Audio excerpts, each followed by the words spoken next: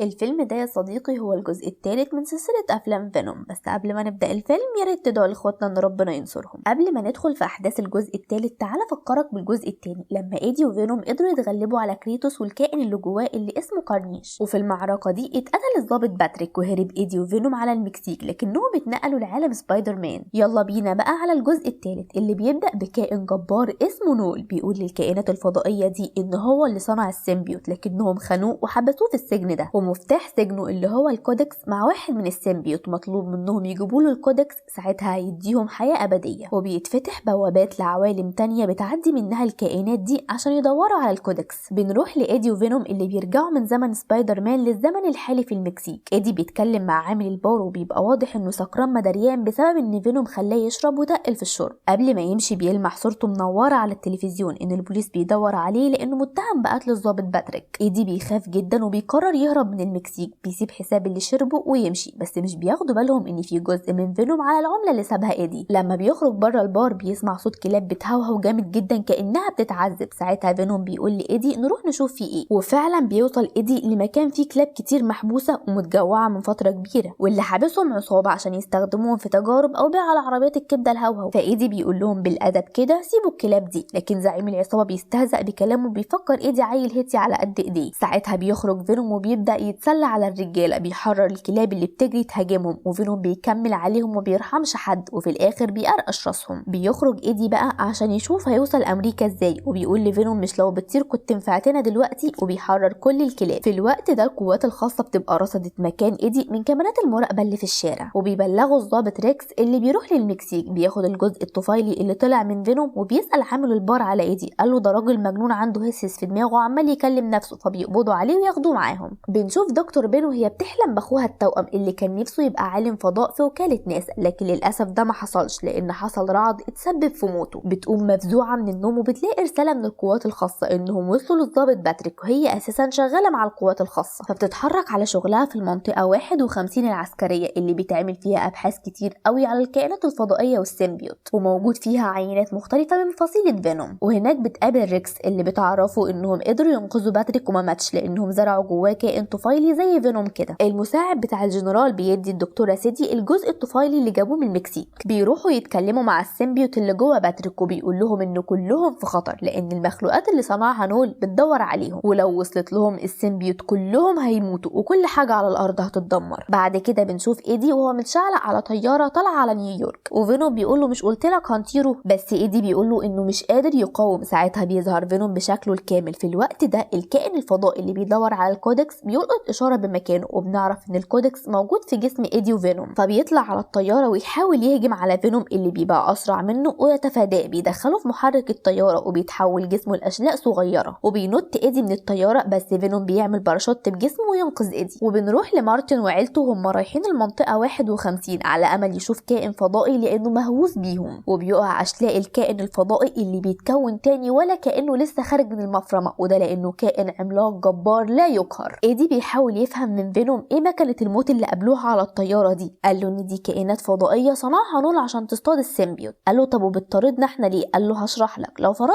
انك مت وانا رجعتك للحياة تاني، ساعتها حياتنا بتندمج سوا وينتج عنها قوة اسمها الكودكس، وهو ده المفتاح اللي يقدر يحرر نول من سجنه اللي سجناه فيه. وبما انك مت قبل كده وانا انقذتك فالكودكس معانا. بس الكائنات دي مش بتشوفه الا لما يظهر السيمبيوت في شكله الكامل، ساعتها بتتبعت اشارة تتبع وتقدر تجينا، وللاسف ما نقدرش نتخلص من الكودكس الا لو حد فينا مات، وبكده يموت الكودكس، وده حل مش حلو خالص على فكره. وهم ماشيين في الصحراء الجرداء دي بيلاقوا حصان، ففينوم بيتنقل للحصان وبيبقى ضخم جدا وبيجري بسرعه جباره لدرجه ان ايدي بيبقى يطير من على ظهره. وفي المنطقه 51 دكتور بين بتتكلم مع ريكس اللي طول عمره صياد ماهر بيقدر يصطاد السيمبيوت من النيازك اللي بتضرب الارض، وحاليا هو قلقان جدا من وجودهم واستسلامهم الغريب ده. بيجي المساعد بتاعه يقول له انهم رصدوا مكان ايدي في الصحراء. بيبقى فينوم وايدي واقفين عند بحيره عشان يستريحوا، فبتهجم عليهم القوات الخاصه بالسلاح. ايدي بينط في الميه وفينوم بيخرج من جسم الحصان ويحصله. القوات الخاصه بتنط وراهم، واحد منهم بيحاول يقتل ايدي اللي بيحاول يدافع عن نفسه بس بيموت الضابط، وبيتصدم جدا انه قتل شخص ملوش ذنب. وبيقبضوا على فينوم اللي بيدخل في جسم سمكه عشان يهرب منهم. بعد كده بيدخل في جسم ضفدع بره الميه، فبيشوف ضابط ماسك ايدي وهيقع من الشلال، فبيتنقل لجسم ايدي وبيحول لشكله الكامل. فالكائن الفضائي بيلقط اشاره الكودكس ويجي يطارد فينوم. القوات الخاصه بتتعامل معاه وتضرب عليه نار، لكن طبعا مفيش حاجه بتحوق فيه، بل هو اللي بيموت منهم وياكلهم. وايدي بيستغل الفرصه ويهرب، فالكائن بيفقد اشاره الكودكس ويهرب، وريكس بيبقى في حاله صدمه من اللي حصل لرجالته. الدكتوره بين لما بتعرف اللي حصل بتروح لباتريك عشان تتكلم مع السيمبيوت اللي جواه، ولما بيظهر في شكله الحقيقي بينبهروا بيه جدا. وبيوصل ريكس السيمبيوت بيقول لهم برغم كل العينات اللي عندكم من فصيلتي، لكن نول بيدور على فينوم لان هو الوحيد اللي معاه الكودكس اللي هيحرره، ولو وصل له ساعتها مش فصيلتي بس اللي هتتدمر، لا ده كل حاجه. فلازم البشر والسيمبيوت يحطوا ايدهم في ايد بعض عشان نول ما يتحررش، وان الطريقه الوحيده عشان يقضوا على الكودكس ان ايدي او فينوم يموتوا، ساعتها الكودكس هيتدمر. الدكتور بين بتبقى معترضه على الكلام ده، بس ريكس بيسيبها تضرب دماغها في الحيطه وبيروح يشوف هيعمل ايه بدل ما الوحوش دول يدمروا الارض. ايدي وهو ماشي في الصحراء بيقابل مارتن وعيلته اللطيفه اللي بيخلوه يقعد معاهم وبيدوا له اكل. بيقول لهم انه رايح نيويورك، فبيعرضوا عليه يوصلوه لاقرب ولايه لانه رايح للمنطقه 51. ايدي بيوافق وبيساله هو رايح هناك ليه. قالوا لانه مؤمن بوجود الكائنات الفضائيه ونفسه يشوف واحد منهم على الحقيقه. بيخلصوا اكل ويكملوا طريقهم، وفينوم وايدي بيحسوا بالسعاده جدا في الجو الاسري ده، احسن من عيشتهم الوحيده دي. لما بيناموا كلهم الولد الصغير بيصحى وبيقول لايدي انه خايف جدا يشوف كائنات فضائيه فعلا. قال له ما تقلقش الكلام ده هاتش، وبيطمنه وينام في حضنه. فينوم بيتاثر بالموقف ده جدا وبيقول لايدي انت هتبقى اب عظمه، وانا مبسوط اننا ما كناش العيله اللطيفه دي. بيوصلوا لاس فيجاس، ومارتن بيدي لايدي $20 وشبشب بدل ما هو حافي كده، وبيشكروا ويودعوا بعض. في الوقت ده كاميرات المراقبه بترصد ايدي تاني في لاس فيجاس، وهم ماشيين فينوم بيقول لايدي انه متحمس قوي يروحوا نيويورك عشان يشوف تمثال الحريه. ايدي قال له لا $20 اللي معانا دول يا دوبك يدخلونا الحمام. قال له خلاص احنا ندخل صاله قمار نلعب ونضاعف المبلغ عشان نوصل ونعدي الفلنكات. بيجي يدخل الصاله الامن بيطرده بشكل معفن ده، ففينوم بيتضايق قوي وياكلوا روسيه يكوموا على الارض. وبيلاقي واحد واقف بعيد لابس بدله، بيروح يسخفه قلم يكومه برضه على الارض وياخد البدله بتاعته، وطبعا ساعتها بيقدر يدخل صاله القمار بسهوله. فينوم بيخلي ايدي يراهن بكل الفلوس اللي معاه عشان يكسب اكتر، وطبعا بيخسر كل الفلوس لان القمار حرام، فبيتضايق جدا ويخبط المكنه جامد. ولحسن حظه بيقابل السيده تشين، ودي صاحبه السوبر ماركت اللي كانت عارفه بوجود فينوم في الجزء الثاني. بتقول له عقبالك سبت السوبر ماركت وربنا فتح عليا، واخده جناح هنا لو تحب تطلع ترتاح فيه وتغير. لما بيطلع معاها الاوضه بتطلب منه ترقص معاه الرقصه الاخيره قبل ما يمشي. ايدي ما بيبقاش موافق على الكلام ده لان فينوم لو ظهر بشكله الكامل الكائن الفضائي هيعرف مكانه، بس فينوم بيبقى متحمس جدا وبيقوم يرقص معاها. في نفس اللحظه الكائن الفضائي بيرصد الكودكس وبيتحرك بسرعه جامده جدا ويقتحم عليهم المكان، بس ايدي بيرجع لشكله. ساعتها الكائن بيتشتت وما بيعرفش يوصل للكودكس وبيمشي. بتوصل القوات الخاصه وتضرب اشعاع على ايدي، ففينوم بينفصل عنه، بياخدوه في انبوبه ويقبضوا على ايدي. ساعتها الكائن بيرصد الكودكس وبيدخل معهم المنطقه 51 العسكريه من غير ما ياخدوا بالهم. بنروح لمارتن وعيلته اللي وصلوا للمنطقه وبيبقوا في قمه سعادتهم جدا، وبيدخلوا من غير ما حد يشوفهم ويطلعوا على برج على امل يشوفوا كائن فضائي. بتبقى سيدي والدكتوره بين واقفين قدام فينوم، والدكتوره بين بتقول لها نزلي المعمل، بس سيدي بتبقى شارده جدا وشكلها كده ناويه على حاجه تاني. بيفوق ايدي في الاوضه اللي حابسينه فيها، بيلاقي باتريك في الاوضه اللي قدامه وبيستغرب جدا انه لسه عايش. فبيظهر السيمبيوت اللي جواه وبيقول له احمي الكودكس يا ايدي، انه لازم يفضل مسجون لان لو حصل عكس كده الدمار هيحل، وفي جيش من السيمبيوت موجودين هنا حررهم وهم هيساعدوك. بتدخل الدكتوره بين وسيدي عشان يتكلموا مع ايدي، بس ما بيلحقوش لان الجنرال بيوصل عشان يخلص على ايدي ويدمر الكودكس. لما الدكتوره بين بتعترض الجنرال بيقول لها لا لحد هنا وتركني على جنب دورك خلص، وبيضرب ايدي بالنار. بس بنكتشف ان سيدي خلت فينوم يدخل في جسمها، وقبل ما ايدي يموت فينوم بيتنقل لجسمه وينقذه. ساعتها الكائن الفضائي بيرصد الكودكس وبيهجم على المكان. فينوم بيقول لهم يهربوا بسرعه، والسيمبيوت اللي جوه الضابط باتريك بيطلع وبيحاول يعطل الكائن على قد ما يقدر، وبيقول لفينوم يهرب بس الكائن بيبلعه بسهوله. فينوم بيقول لهم يحرروا السيمبيوت كلهم، وفعلا سيدي بتعمل كده، وايدي بيرجع لشكله الطبيعي عشان يشتت الكائن. اول ما السيمبيوت بيتحرروا بيبداوا يدخلوا في جسم الضباط والعلماء اللي في المكان عشان يحاربوا الكائن ده، لكنه بيبقى قوي بشكل مرعب ومش قادرين عليه لدرجه انه بياكل السيمبيوت بسهوله. اما سيدي فبتتحول لسيمبيوت عملاق عنده سيوف مرعبه عشان تحارب الكائن ده، وبتقول لايدي خرج الكودكس بره. والدكتوره بين بتخبي انبوبه في جيبها فيه جزء من سيمبيوت. ايدي بيحاول يهرب لبره المعمل وبيتحول لفينوم، فالكائن بيخرج وراه، وجيش السيمبيوت بيحاولوا يحموا ايدي ويواجهوا الكائن ده. مارتن وعيلته بيبقوا في البرج وبيشوفوا اللي بيحصل وهم مرعوبين لان كان نفسهم يشوفوا كائن فضائي، دلوقتي شايفين جيش منهم. ايدي بيحاول يهرب بعيد زي ما سيدي قالت له، فبينده عليه مارتن وعيلته. بيطلع البرج عشان ينقذهم، وبيبقوا منبهرين جدا انه واحد من الفضائيين بيقول للطفل الصغير انه كذب عليه والكائنات الفضائيه حقيقه، لكن في منهم طيبين زي فينوم صديقي اللي هيساعدنا نخرج من هنا. وبيخرج فينوم يسلم عليهم، وبتبقى المعركه علاقة شغالة بين السيمبيوت والكائن الفضائي، فالجنرال بيرمي صاروخ على الكائن الفضائي ومن قوة الصاروخ ده بتطير عربية على البرج اللي فيه مارتن وعيلته وبيقعوا من عليه، لكن فينوم بينقذ الطفل والبنت والسيمبيوت بينقذوا مارتن ومراته. السيمبيوت اللي في جسم سيدي بيزعق للجنرال انه ما فكرش في السيمبيوت اللي بيحاولوا يساعدوه ورمى الصاروخ وقتلهم. ساعتها الكائن بيجمع اشلاءه وبيقوم تاني، فبيتصدموا وبيعرفوا انه كائن لا يقهر ومش هيقدروا يقضوا عليه بسهولة. الكائن الفضائي بيبعت ترددات صوتية عشان يطلب مساعدة من نول، فبتتفتح بوابة زمنية ويخرج منها كائن فضائي تاني بتهجم عليه سيدي بالسيمبيوت اللي متحد معاها وتحاربه بمنتهى القوة، وبتيجي هليكوبتر تحارب الكائن الفضائي التاني، والدكتورة بين بتاخد مارتن وعيلته في عربية عشان تهربهم. بيبقى الكائن خلاص هياكل سيمبيوت سيدي، بس فينوم بيقول لإيدي دي أنقذتنا وجه وقت رد الجميل، وبياخد موتوسيكل ويتحول لفينوم، فالكائن بيسيب سيمبيوت سيدي ويطارد فينوم في نفس الوقت اللي القوات الخاصة بتبقى عمالة تضرب عليهم سيل من الطلقات. بتبقى الدكتورة بين وصلت مارتن وعيلته لعربيتهم، لكنهم بيبقوا قلقانين جدا على إيدي وفينوم. بنرجع لفينوم اللي بيبقى استدرج الكائنات لمكان معين والهليكوبتر بتضرب عليهم وتفجرهم، بس طبعا الكائنات مش بيحصل لها حاجة وبيطلع من الانفجار كائن يقتل رجالة الجنرال اللي بياخد سلاحه ويحارب الكائنات بمنتهى القوة والشجاعة لحد ما ياخد سيف في صدره. ايدي وسيمبيوت سيدي لما بيشوفوا اللي حصل بيتحدوا ويقطعوا راس كائن منهم، وسيدي بتنقذ الجنرال والضابط اللي معاه وتوديهم عند دكتورة بين. الكائن بيبقى خلاص هياكل ايدي، بس مارتن بيجي ينقذه ويضرب صاروخ على الكائن. سيمبيوت سيدي بيجري على الكائن عشان يتقاتل معاه، بس الكائن بيطلب دعم تاني من نول، فالترددات الصوتية دي بتطير السيمبيوت من جسم سيدي، فالكائن بياكله والدعم بيوصل فعلا وبيبقى اكبر وباعداد مهولة. فينوم بياخد ايدي لحطام الطيارة وبيقول له انا فخور بيك قوي، انت اشجع مما كنت اتخيل، وكان نفسي اشوف تمثال الحرية قوي. ايدي قال له ما تقلقش، هنخلص المعركة دي ونروح سوا زي ما خلصنا المعارك اللي قبل كده. فينوم قال له لا، مش هنخرج احنا الاتنين من هنا، لازم حد فينا يضحي عشان نول ينتهي، وبيعالج له كل جروحه. ايدي بيعيط بحزن عشان هيفارق فينوم، وبيخرج بمنتهى الشجاعة ويتحول لفينوم اللي بيخرج من جسمه أذرع كتير تندمج مع الكائنات دي ويمشي لمكان معين، وبيبص للجنرال اللي بيفهم قصده وبيقول لسيدي وبين يهربوا. فينوم بيطرد ايدي من جسمه وبيقول له انا مش هنساك ابدا وانت كمان ما تنسانيش، وايدي بيبقى في حالة حزن وصدمة من اللي فينوم بيعمله. ساعتها الجنرال بيفعل مادة كيميائية بتنزل على جسم فينوم والكائنات تقضي عليهم، وبيخرج دراع من فينوم يودع ايدي ويحط باب عليه عشان يحميه من المادة دي، فبيطلع الجنرال ولاعة يرميها على المادة ويحصل انفجار كبير جدا يقضي على كل حاجة وكمان يقضي على نول وكوكبه. سيدي وبين وهما بيهربوا من الانفجار سيدي بتتصاب، فبين بتطلع السيمبيوت اللي خدته من المعمل وتنقذها، وبيبقى واضح ان السيمبيوت دي عندها قوة جبارة بسبب اندماجها مع الدكتور بين. بعد كده بنشوف ايدي اول ما فاق من المستشفى بينده على فينوم، لكن بيرد عليه ضابط كبير ويقول له انه خلاص ما بقاش فيه فينوم، وان تقديرا لشجاعتك اديناك فرصة جديدة تبدأ من جديد، لكن لو فتحت بقك هتتسجن. وفعلا بنشوف ايدي وهو بيحاول يبدأ من جديد، بس بيبقى مفتقد فينوم وبيفتكر كل تفاصيلهم وذكرياتهم سوا اللي كانت مجنونة بس ممتعة، وبيروح يزور تمثال الحرية ويقول انه مش هينسى فينوم ابدا. بعد كده بنلاقي انه لسه عايش وبيقول ان كل الكواكب هتبقى تحت سيطرته والكل هيتدمر، وده بسبب ان مش كل السيمبيوت اتدمروا، واكيد ظهر مفتاح تاني لسجن نول. وفي النهاية لو عجبك الفيلم دوس لايك وما تنساش تعمل سبسكرايب وتفعل زر الجرس عشان توصلك الملخصات الجديدة، ولو في فيلم معين عاوزنا نلخصه ما تنساش تكتبه لنا تحت في الكومنت.